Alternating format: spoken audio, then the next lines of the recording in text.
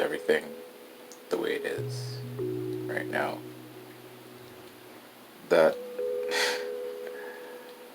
I genuinely fear for the state of my country,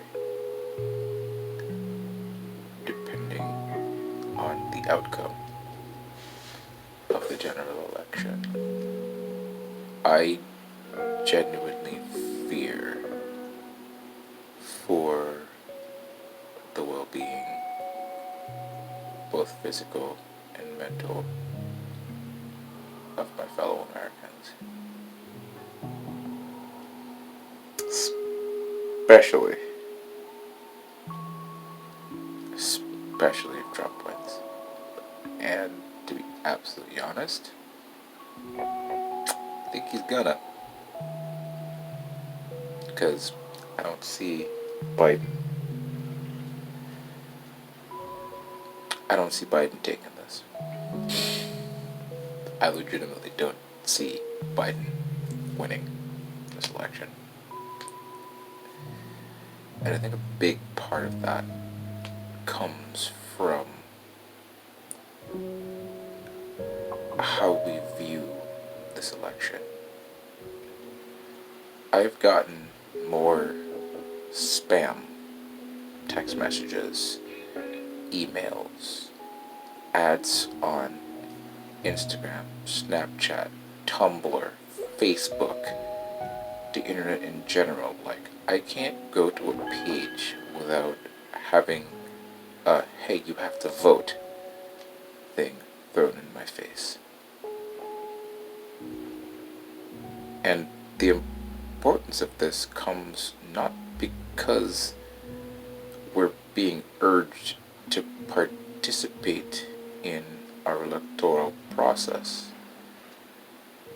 but because of the mentality that permeates our society right now, which is voting Trump out. And I think that's a dangerous way of looking at things. I mean, I look at people's dating profiles, and one of the questions specifically on OkCupid is, the most important thing in politics today is, and you're allowed to fill in whatever that is. And a lot of people are like voting him out. It is such a prominent thought that people put it within the first sentence of their profiles. If you're a Trump supporter, swipe left, fuck you. All cops are bastards, fuck you. And it got me really thinking about how we as a society are so divided across these lines. Like, you can literally get, and I shouldn't use that word literally, I should speak like this. I should say, you can get beaten up in public for wearing a MAGA hat. Just a hat that says "Make America Great Again." You can get beaten up in public for that. And it's encouraged. You can get doxxed for that. And no one gives a damn. We're so separated to the point where, like, people won't even talk to you. People will outright refuse you one of the basic human needs based on who you support politically, without even bothering to get into a conversation about it, without bothering to ask why. There's a picture I saw on someone's Instagram that said, you can't tell someone you love them and then vote for someone who would hurt them. Which, I understand the sentiment behind that. But I think it's erroneous to think that way because, well, the person, the image that was used was of a person, and I will say it was a white person, with the pride flag, with the however many colors it's up to now, with the brown and black stripe on it. But I think what they fail to realize is that there are a fair amount of black people in the Hispanic community and the trans community and the gay community that support Trump. So I don't see where your argument has legs.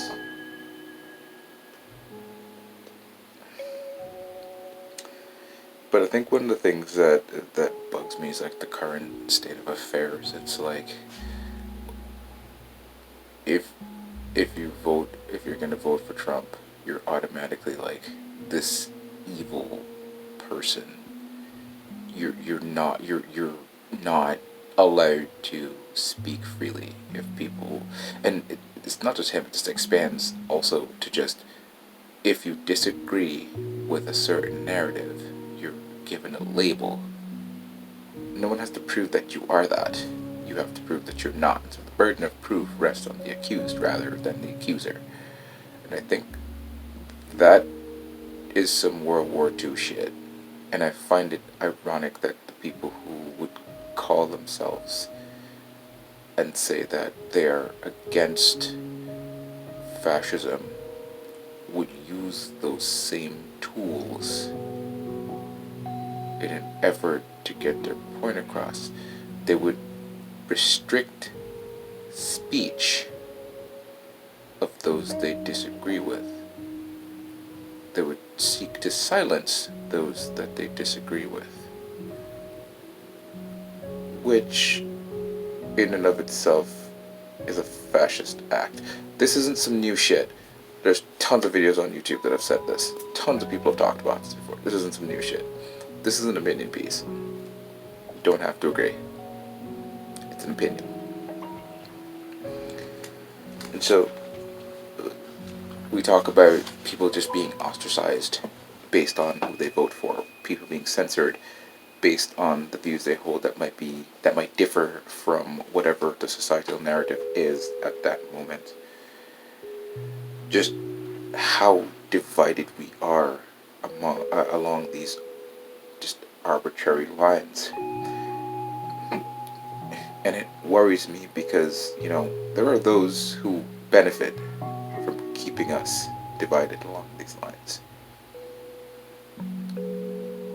And it's like a sports team, kind of, It's like the Yankees and the Red Sox. To go back to the whole pride thing, like, it was supposed to be one flag to encompass everyone who wasn't like heterosexual, and then everyone broke off into their own little thing, and so now, like a gay friend of mine brought this up because we were looking at all of them, and he was like, "I have no idea what any of these mean. I thought the whole idea of having the one flag was to unite all of us." And now everyone's just breaking off into their own little thing because everyone wants their own little flag. And like, sure, representation doesn't matter, but there's infighting within that community. you know, I think the anyone but Trump mentality is dangerous because that leaves you open to some crazy shit. If you're gonna vote for someone based on the fact that it's not Donald Trump, you better be damn sure that person's going to be better before you cast your vote. And it comes down to the point where we're so on edge about being on the right side of history, doing the right thing, that we look past the one thing that unifies us. And that is the fact that we're all, first, human. Secondly, we're American. Part of the reason why I think Joe Biden doesn't stand on the strongest platform is because he made his campaign A, about the nostalgia of Obama, and B, about beating Trump. You can't beat a narcissist by making the conversation all about him. Because what that serves to do is now you're outright attacking the person, which means all of his supporters are now going to be like, well, fuck you. And then all of your supporters are going to be like, no, fuck you. And now we have this line in the sand drawn that no one can cross. If you instead say, I'm not going to cater to that, but instead say, hey, listen, I'm here and I'm running because I want to serve the American people and I want to make life better for Americans. Then you have something to stand on. Then you have something to go on. Because the only ego that's bigger than Trump's ego is the ego of the American people. That's the one you want to feed. Don't feed the wolf you hate. Feed the wolf you want to be friends with. And so if you make your campaign all about us, then it in a weird way unifies all of us, because now you're not talking about right wing, left wing, whatever. Now you're talking about us as Americans. Now you're talking to us as a people. You're not saying,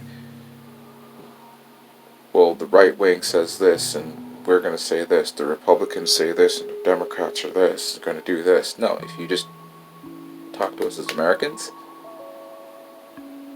then it negates the tribal designation. At least, that's what I think.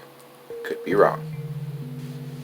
So, I think feeding Trump's ego and fueling the us versus them mentality is entirely the wrong way to go. I've never seen so much emphasis placed on an election in my entire life. Bush literally started a war. Okay, George W. Bush literally started a war. And yeah, we weren't that crazy about it. But I didn't get reminders everywhere I went. I'm just saying, I don't think it's, I just think it's interesting where we are right now. Because, again, in the rush to be correct, we've forgotten on both sides how to look at each other as humans. And I think that until we remember how to do that, we're never going to fix anything.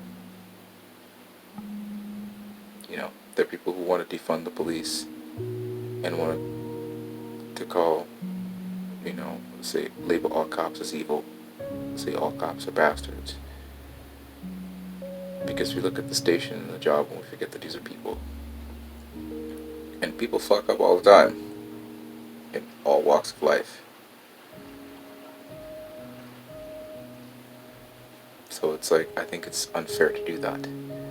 Do I think that there needs to be a justice system overhaul and a real hard look at how we treat people in this country?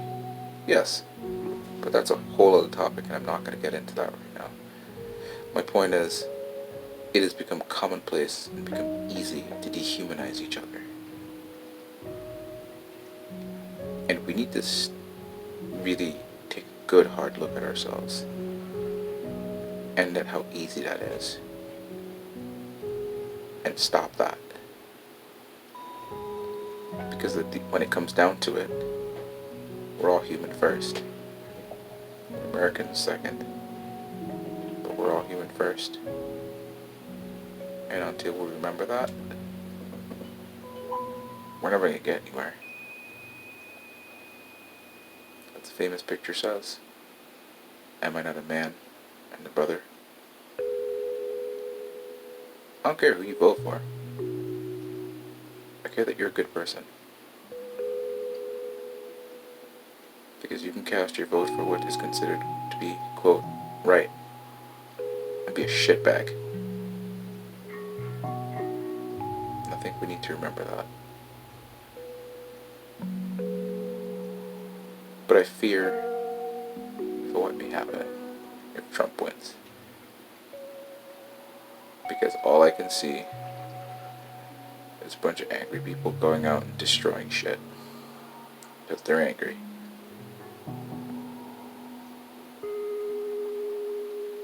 And that helps no one.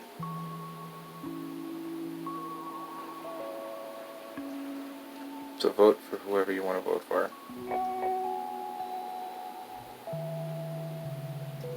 But as you're voting, remember something. The person next to you may disagree with you. But they're still a human being and their life is still worth something.